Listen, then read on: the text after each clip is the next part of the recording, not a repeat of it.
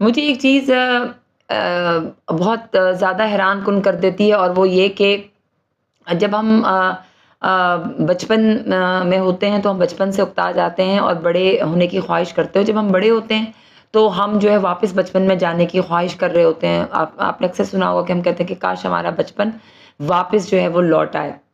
اسی طرح جب ہمارے پاس صحت نہیں رہتی، ہم اسے کھو دیتے ہیں تو پھر ہم اپنی صحت کو یاد کرتے ہیں. اسی طرح جب ہم رشتے کھو دیتے ہیں تو ہم ان رشتوں کو یاد کرتے ہیں. جب وہ رشتے ہمارے پاس ہوتے ہیں تو ہم ان کی قدر نہیں کرتے.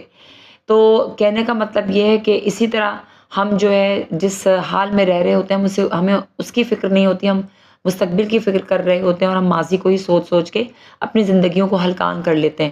ہم کیوں آخر ایسے ہیں؟ ہم کیوں یہ سب کچھ کرتے ہیں؟ ہم کیوں یہ سب کچھ سوچتے ہیں؟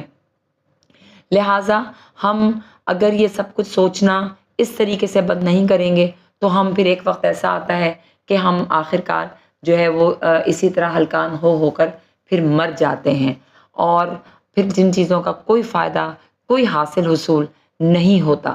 لہٰذا اس حوالے سے ہمیں سوچنے کی ضرورت ہے.